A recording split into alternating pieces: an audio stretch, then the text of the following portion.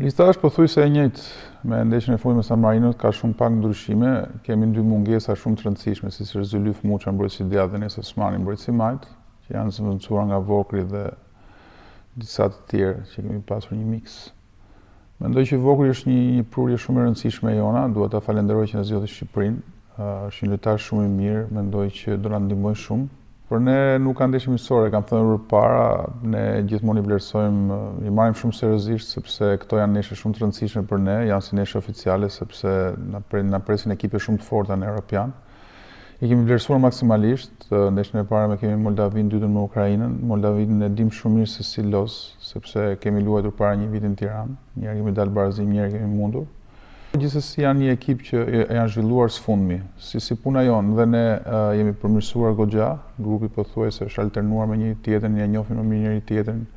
Kemi krijuar një sistem loje, le të themi, që na përshtatet për lojtarët që ne kemi.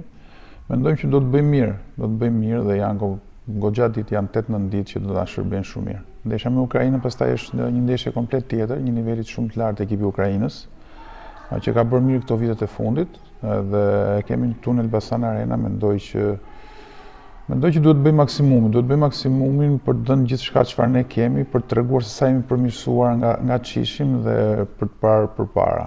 Kto janë shumë grumullime të rëndësishme për ne, pra i shërbejnë gjithë kohës Europianit. Europiani e dim që ka nivel shumë të lartë, ekipet janë shumë mira, po dhe ne jemi shumë fortë. Kemi treguar pavarësisht se jemi mundur dhe me Gjermaninë dhe me Zvicrën, po kemi treguar që kemi karakter, luftojmë deri në fund, jemi në lojë deri në fund. Kështu që nëse lufton dhe nëse ti sakrifikon dhe ke dëshirë, ke qëllime për të fituar, për të arritur diçka, nuk duhet të kesh frikë asnjë lloj kundërshtari.